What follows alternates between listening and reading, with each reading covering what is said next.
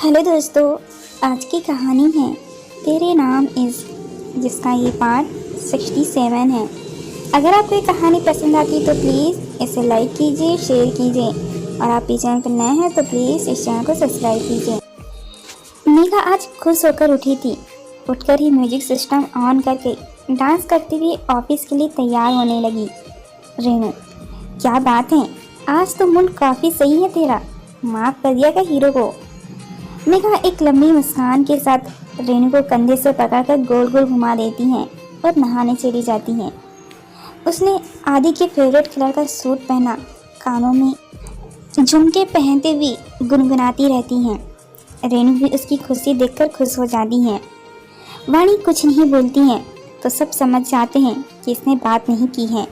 वर्षा, कोई बात नहीं, तू उदास मत हो, हम समझते हैं कि इस बारे में अंकल आंटी से बात करना मुश्किल है। आदि आते हुए, अगर हम सब मिलकर बात करें तो। नवीन, आप यहाँ? आदि, हाँ, ऐसे वक्त में मेरा यहाँ होना ज़्यादा ज़रूरी है। नवीन आदि के गले मिलता है।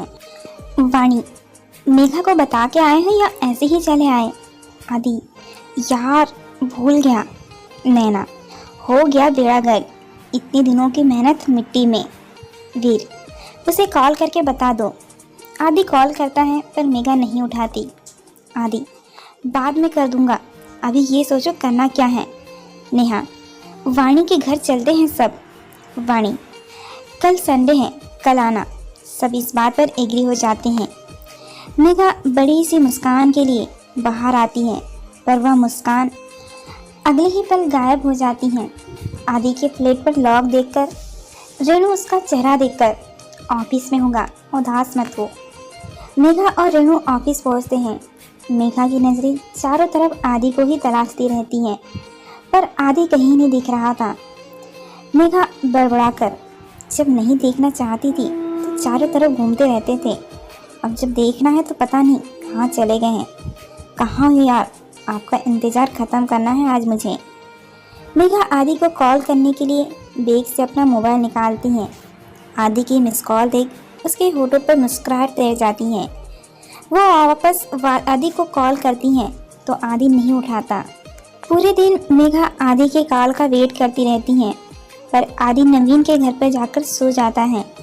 अगले दिन सुबह 10 बजे ही वाणी तैयार होकर मुंह में अंगुली दबाए टेंशन में इधर उधर घूम रही थी और बार बार दरवाजे की तरफ देख रही थी। महक उसकी मम्मी से, ये दीदी ऐसे क्यों चक्कर लगा रही है कब से? सपना जी, वाणी? वाणी तो अपनी ही सोच में डूबी दरवाजे की तरफ देख रही थी। सपना जी ने 2-4 बार आवाज़ लगाई तो वाणी का ध्यान टूटा। वाणी, हाँ मम्मी, कुछ कहा आपने? महक, मम्मी तो कब से कह रही हैं, आप ही पता नहीं किन ख्यालों में हो। वाणी महक का कान खींच देती है। सपना जी, कोई आने वाला है क्या वाणी? वीर, आदि, अभी, नैना, नेहा और नवीन, हम सब अपना सपना जी के चरण स्पर्श करते हैं। सपना जी सबको बैठने को कहती हैं। तुम सब बातें करो, मैं आती हूँ। वीर, नहीं मम्मी जी, हम आपसे और पापा जी से ही बात करने आए हैं। सपना जी महक से, जा बेटा, छत से पापा को बुला ला, जवाई सा आए हैं। महक, जवाई साहब कहाँ हैं? ये तो जीजू हैं और उनके और दीदी के दोस्त हैं। वाणी महक को घूरती हैं तो वो अपने दोनों कानों को हाथ में ढककर चली जाती हैं। सपना जी वाणी से, खड़ी क्या है, सबके लिए शरबत और नाश्ता ले आ। नवीन, नहीं नहीं, उसकी क्या ज़रूरत, अभी ज़रूरत तो है, जा वाणी, कुछ अच्छा सा लाना। वाणी के साथ साथ बाकी सभी अभी को घूरते हैं। वाणी नैना और नेहा को भी अपने साथ ले जाती हैं। वाणी, बना तेरे भूखे पतिदेव के लिए कुछ। नैना सबके लिए पोहे बनाने लगती हैं। सुचित जी भी सबके पास आ जाते हैं, सब उन्हें प्रणाम करते हैं। वाणी और वो दोनों भी नाश्ता और शरबत लेकर आ जाती हैं। आदि, वो सर, बात ऐसी है कि सुचित जी और सपना जी गौर से सबकी तरफ देखने लगते हैं। आदि चुप हो जाता है। सुचित जी, हाँ बोलो बेटा। वाणी, आप और प्रवीण अंकल इतने अच्छे दोस्त थे तो अब आप उनसे क्यों नहीं मिलते पापा? ना ही ये बात आपने कभी बताई। सुचित जी, इसमें बताने जैसा कुछ नहीं था। कुछ ऐसा हुआ जिसे उसने मुझसे दूरियां बढ़ा ली। कोशिश की उससे बहुत बात करने की, पर उससे शायद दोस्ती रखनी ही नहीं थी। वाणी, और मम्मी आप भी मीना आंटी की दोस्त थी ना? सपना जी वाणी के मुंह से मीना का नाम सुनकर चौंक गई। सपना जी और सुचित जी एक दूसरे का चेहरा देखने लगे। सपना जी, तुम मीना को कैसे जानती हो? नवीन, वो मेरी मम्मी है आंटी। सपना जी की आंखों में ये सुनकर खुशी के आंसू आ जाते हैं और वो नवीन के पास जाकर उसका चेहरा अपने हाथों में ले लेती हैं। सपना जी, तुम मेरी सबसे अच्छी सहेली के बेटे हो, कैसी है वो, ठीक है ना? नवीन उनके हाथ अपने हाथों में लेकर, वो ठीक है। सुचित जी, आखिर बात क्या है? सब तरफ खामोशी छा जाती हैं। आदि, सर, नवीन और वर्षा एक दूसरे को पसंद करते हैं। ये सुनकर ही सुचित जी और सपना जी अपनी जगह खड़े हो जाते हैं। वीर, पापा, आप और मम्मी ही एकमात्र सहारा हो। सुचित जी, ये कैसी बात कर रहे हो आप सब? प्रवीण और मीना का अतीत इस तरह इन बच्चों के रूप में वापस आ गया है। अभी, अंकल, उनका अतीत इन दोनों के भविष्य को भी निकल जाएगा। नैना, हम सब इसी उम्मीद से आपके पास आए हैं कि आप नवीन और वर्षा का साथ देंगे। सुचित जी, लेकिन ये मुमकिन नहीं है।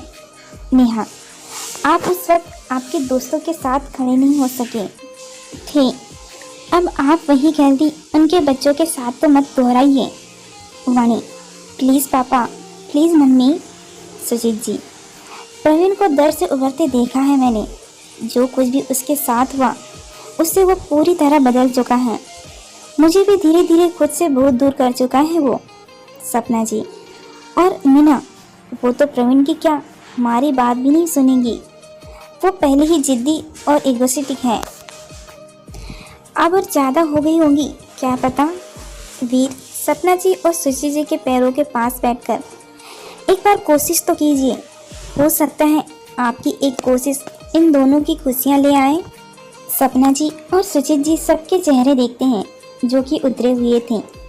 सपना जी और सुचित जी दोनों वीर के सर पर हाथ रखकर, ठीक है।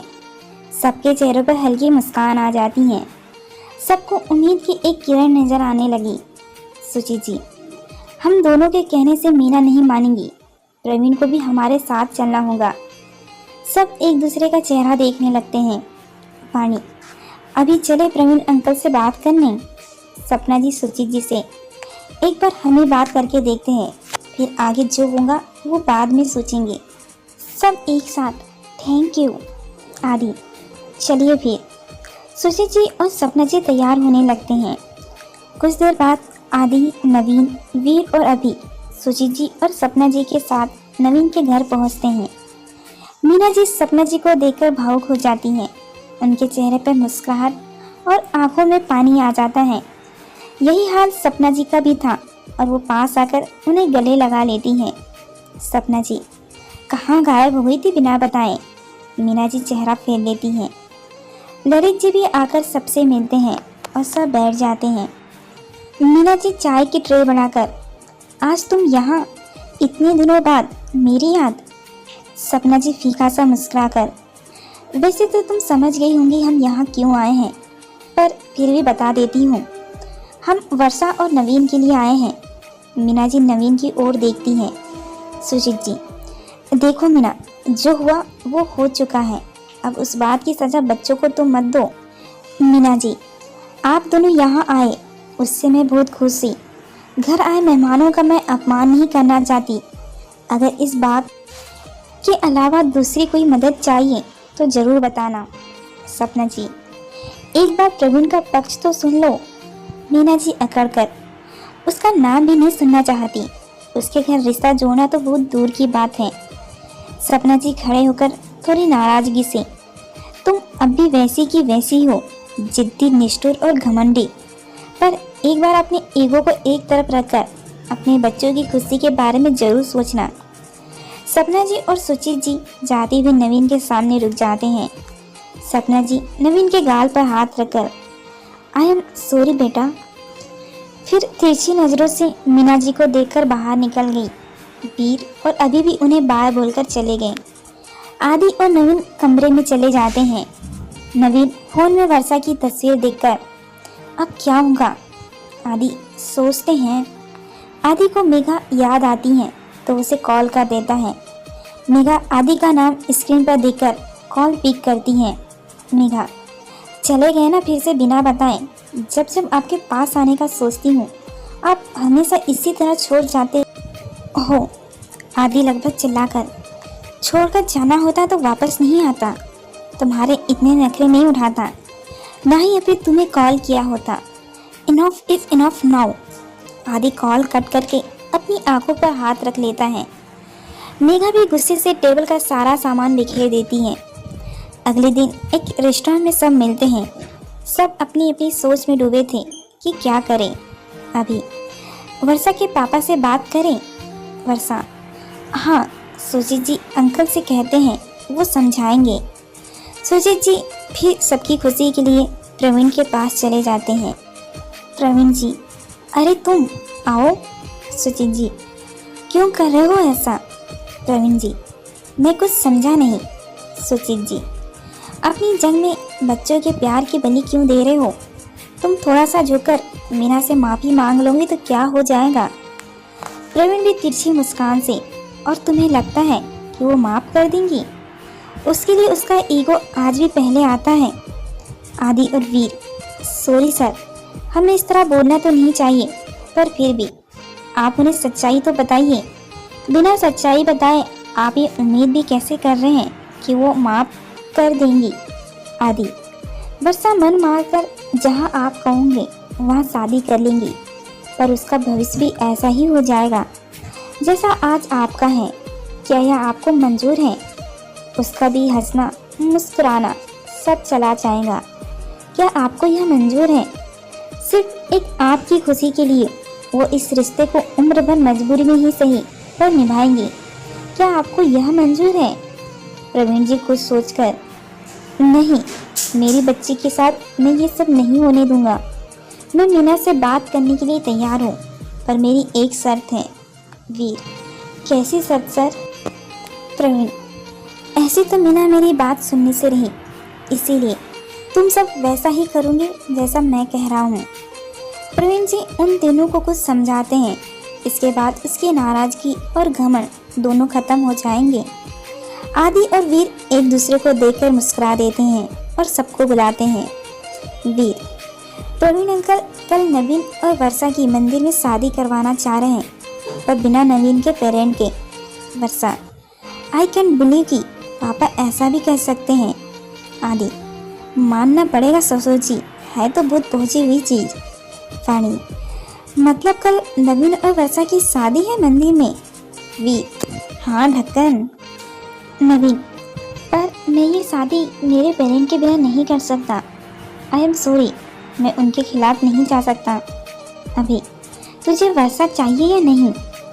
नवीन मासूम सा चेहरा बनाकर हाँ में गर्दन हिलाता है। वीर, तो बस अंकल आंटी को वहाँ लाने की जिम्मेदारी हमारी। नवीन, पक्का? आदि, हाँ रे, अब बस शादी के बारे में सोच। अगले दिन सब तैयार होकर पहाड़ी पर बने एक देवी माँ के मंदिर पहुँच जाते हैं। नवीन और आदि अभी नहीं आए थे। आदि, जल्दी कर यार, वर्षा मेरा इंतजार कर रही होंगी। नवीन कुर्ते के बटन लगाते हुए बोल रहा था। अरे दूल्हे राजा, दुल्हन से मिलने की इतनी बेताबी? तेरे ससुर जी मस्त हैं यार, खुद अपनी बेटी को भगाकर शादी करवा रहे हैं। आदि ने बाल बनाती हुए कहा। नवीन, चल पहाड़ी भी चढ़नी है। नवीन और आदि भी सबके पास पहुंच जाते हैं। नैना, अभी, वीर, वाणी, नेहा, सुजीत जी, सपना जी, नीरू जी और प्रवीण जी और वर्षा वहाँ एक पंडित जी के साथ उनका इंतजार कर रहे थे। प्रवीण जी एक नज़र नीचे देखकर, अभी मुहूर्त नहीं हुआ है।